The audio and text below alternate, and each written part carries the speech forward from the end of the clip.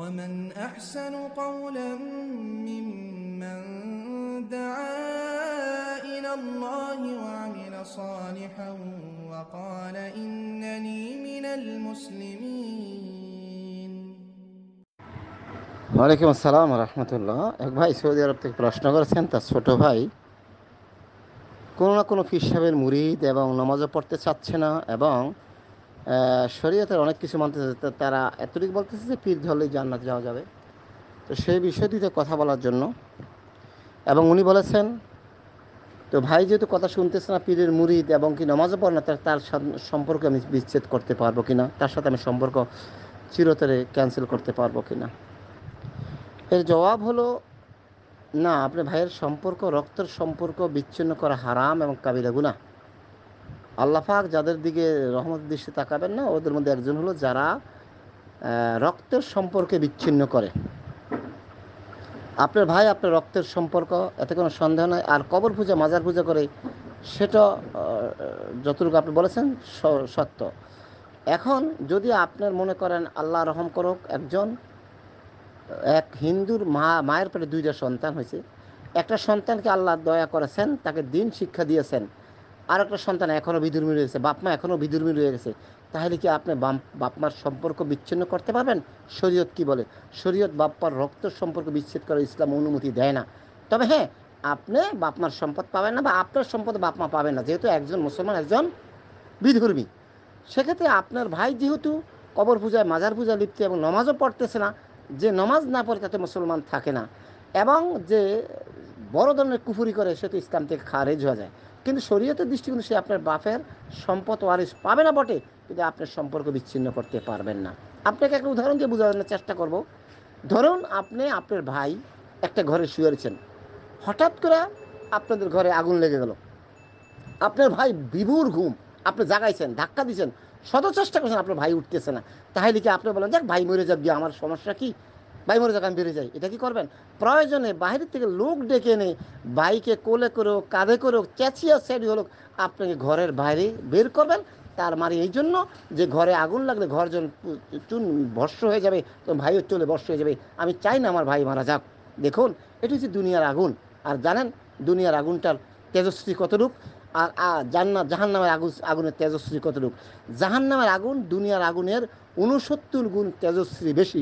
সেই আগুন দিয়ে জ্বালানো হবে। সেই আগুনের মধ্যে আপনার ভাই ঝাঁপ দিচ্ছে, আপনার ভাই কবর পূজা, মাজার পূজা লিপ্ত হচ্ছে, নামাজ পড়তেছে না। তাহলে দুনিয়ার আগুন থেকে বাঁচানোর জন্য আপনি যদি সর্বাত্মক প্রচেষ্টা করেন, এমন না যে ভাই তুমি ভাই মরে যাও গিয়ে, এমন কথা বলবেন না, কোনো ডাকাইতে কথা বলবে না। ভাইকে সর্বশক্তি দিয়া নামানোর চেষ্টা করবে, ঘর থেকে বের করে ভাইকে নিরাপদ জায়গায় নেওয়ার জন্য চেষ্টা করবে। কিন্তু আজ সেই ভাই কবর পূজায়, মাজার পূজায় লিপ্ত হয়ে জাহান্নামের দিকে ক্রমান্বয়ে ধাবিত হচ্ছে। আপনি কি ভাইকে এমনি ছেড়ে দিবেন যে ভাই যখন এগুলা কথা শুনতেছে না, ভাইকে আমি ভাইয়ের সম্পর্কে ছেড়ে দিলাম, ভাই জাহান্নামে যাক যাক? কথা কি এরকম হবে? উত্তরটা হবে না, এরকম না। আপনি প্রচেষ্টা করতে হবে, ভাইকে যেরকম আগুন থেকে বাঁচানোর চেষ্টা করবেন। জাহান্নামের আগুন হচ্ছে অনন্তকাল, যে জাহান্নামের আগুন না বাঁচবে না ছাড়বে, যা না বাঁচবে না ছাড়বে, না জীবন্ত থাকবে, সাথে সাথে মানে ধ্বংস করে পুরে ছাই করে দিবে, আবার চামড়া বদলাইবে। সুতরাং সেই ভাইকে আপনি ছেড়ে দিবেন? এটা হতে পারে না। সুতরাং আপনি ভাইয়ের পিছিয়ে লেগে থাকেন মৃত্যু অবধি, আপনি সর্বাত্মক প্রচেষ্টা করেন। ওই যে আগুন থেকে বাঁচানোর জন্য যেভাবে চেষ্টা করেছেন, ঠিক এইভাবে ভাইকে চেষ্টা করেন। ভাই জাহান্নামের উত্তপ্ত জ্বলন্ত আগুনে জ্বলার জন্য রাস্তায় চলে যাচ্ছে, সেদিকটা আপনি যেইভাবে পারেন, যত প্রচেষ্টা লাগে, প্রচেষ্টা আপনি অবলম্বন করেন। অবলম্বন করার পরে আল্লাহ সাহায্য যদি তাকে হেদায়েত থেকে থাকে, ফিরে আসবে। আর যদি তার তকদির হেদায়েত না থাকে, সে জাহান্নামের আগুনে জ্বলবে। আপনার কিছু করে নেই। যদি ওই অবস্থায় মারা যায়, তখন আপনার দোয়া করতে পারবেন না, তার জন্য ক্ষমা মাগফিরাত করতে পারবেন না। সুতরাং এই অজুহাত দিয়া ভাইয়ের সম্পর্ক বিচ্ছিন্ন করার কোনো সুযোগ নেই। আপনার মৃত্যু অবধি, ভাইয়ের মৃত্যু অবধি, আপনি মৃত্যু অবধি সর্বাত্মক প্রচেষ্টা করে যান, ছলে বলে কলা কৌশলে, কোরআন হাদিস দিয়া, ভালো বড় বড় আলেম বিদ্যান দিয়া, কোরআনের রেফারেন্স, হাদিসের রেফারেন্স দিয়া, যে পীর ধরা যাবে না, পীর কোনো উপকার করতে পারে না। কোরআন বলছে পৃথিবীতে, আকাশে এবং জমিনে এমন আল্লাহর এমন ফেরেশতা আছে, তাদের সাফায়াত আল্লাহ কবুল করবেন না। আল্লাহ বলছেন যে আমি সাফায়াতের জন্য অনুমতি দিব যাকে যতটুকু করার জন্য, যার জন্য নির্ধারিত করে দেবে। আল্লাহ বলছে আমি যাকে সাফায়াত করার অনুমতি দিব, সে যার জন্য যতটুকু অতটুকু করতে পারবে, মন থেকে এক জর্রা পরিমাণ করার কোনো সুযোগ নাই। কিন্তু এই বর্তমান পীর সাহেবেরা, ধর্ম ব্যবসায়ীরা, মানুষের ইমান লুটে নিচ্ছে। তারা বলছে আমাদেরকে সাফায়াত করে জান্নাতে নিয়ে যাবে। এই কথাটা মিথ্যা কথা। এই ব্যাপারে সূরাতুল তওবার 34 নম্বর আয়াতে আল্লাহ বলছেন, ইয়া আইয়ুহাল্লাযীনা আমানু ইন্না কাসীরাম মিনাল আখবারি রাহবার, হে ঈমানদাররা, নিশ্চয়ই তোমাদের অধিকাংশ ধর্মযাজকেরা তোমাদের সম্পদগুলা অন্যায়ভাবে বক্ষণ করে। আর অন্যায়ভাবে বক্ষণ করে করে তাতে সমস্যা নাই, কিন্তু তোমাদেরকে মানে ওয়াসুদ্দুনা আন সাবিলিল্লাহ, সঠিক রাস্তা থেকে তোমাদেরকে জাহান্নামের রাস্তায় নিয়ে যায়। তারা কিন্তু দলিল দিচ্ছে সূরাতুল কাহফের 17 নম্বর আয়াত, যে ওলিয়ুম মুর্শিদা। তারা কিন্তু দলিল দিচ্ছে সূরাতুল তওবার 119 নম্বর আয়াত, যে তোমরা মানে সৎ লোকেদের সাথে সঙ্গ দাও, আর সৎ লোক হচ্ছে পীর সাহেব। এই কোরআন আয়াত দিয়ে তারা মানুষকে পথভ্রষ্ট করছেন।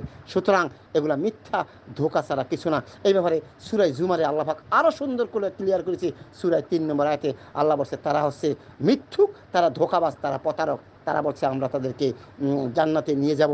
সুতরাং সর্বসাকুল্যে এগুলো হচ্ছে কোনো পীর। এখন যদি তারা বলে আমরা পীর মানে শিক্ষক, আপনি মনে করেন আপনার জমির, আপনার বাড়ির একটা জমিন, একটা কাগজ, একজন উকিলের কাছে গেলেন, হে করলো যে কাগজটা কি জাল।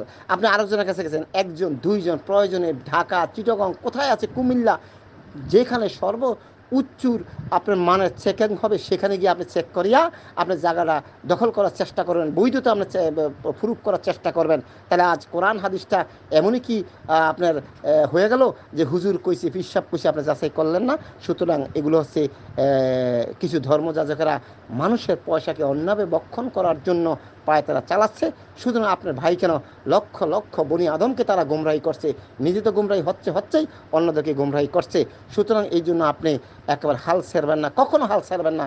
আপনি যেইভাবে পারেন, যদি টাকা দিয়ে হোক, পয়সা দিয়ে হোক, বুদ্ধি দিয়ে হোক, পরামর্শ দিয়ে হোক, কোরআন হাদিস দিয়ে হোক, অনেক সময় দেখা গেছে এই সমস্ত এই কবর পূজারি, মাজার পূজারি দিকে কোরআন হাদিস দিয়া দলিল দিয়ে তারা মানে না। এই জন্য আমাদের জানা আছে সানাউল্লাহ অমিতেশ্বরী রাহিমাহুল্লাহ ভারতবর্ষের একজন বিশাল বড় আলেম ছিলেন, যিনি আহলুল হাদিসের আলেম। তার সাথে বাহাস করতেন কাদিয়ানিরা, কিন্তু তিনি কোরআন হাদিস দিয়ে অনেক ক্ষেত্রে বাহাস করতেন না। কারণ তাদের সাথে কোরআন হাদিস দিয়ে বাহাস করলে চলবে না, তাদেরকে যুক্তি দিয়া মানে বাহাসে মানে হারানোর চেষ্টা করতেন।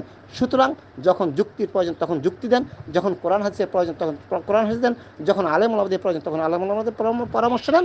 কিন্তু কোনো অবস্থাতেই ভাইকে এইভাবে জাহান্নামের আগুনে ছেড়ে দিয়েন না, এটা আপনার উচিত হবে না। সুতরাং আল্লাহ পাক আমাদেরকে সঠিক বুঝ দান করুক, আমিন। আর যদি বলেন আমি বিশেষ করে এই ব্যাপারে যে কবর পূজা, মাজার পূজার ব্যাপারে কোরআন হাদিস দিয়া 2-4 ঘন্টা আলহামদুলিল্লাহ কোরআন হাদিসের ব্যাপারে আলোচনা করতে পারবো। হোয়াটসঅ্যাপ গ্রুপে এত লম্বা বক্তব্য দিয়ে অনেকে শুনতে চায় না, তো সেক্ষেত্রে বিষয়টা আপনাদের বলছি। আপনার পীর পূজা, পীরতন্ত্রের বেড়াজলে একটি বই আছে আমাদের খলিলুর রহমান ফজলুর রহমান রাহিমাহুল্লাহ, আল্লাহ তাকে মাফ করে, তার একটা বই আছে। আরও আমাদের অনেক সালাফি মানহাজের আলেমরা লিখেছেন, এই বইগুলো পড়েন। আর যদি বলেন এই ব্যাপারে একটা আলোচনা করা, তাও আমি আলোচনা করে দেবো ইনশাআল্লাহ। আল্লাহ পাক আমাদেরকে সঠিক বুঝদান করুক, আল্লাহ পাক আমাদের সকলকে তাওহীদ এবং সুন্নাহ মোতাবেক চলার তৌফিক দান করুক। আল্লাহ, আমরা যারা ঈমান এনেছি আমাদেরকে ঈমানের উপর প্রতিষ্ঠিত রাখো, আমাদেরকে শিরক এবং বিদআত থেকে হেফাজত করো, আমিন। সুবহানাকা আল্লাহুম্মা বিহামদিকা আশহাদু আল্লা ইলাহা ইল্লা আনতা আস্তাগফিরুকা ওয়া আতুবু ইলাইক। আসসালামু আলাইকুম।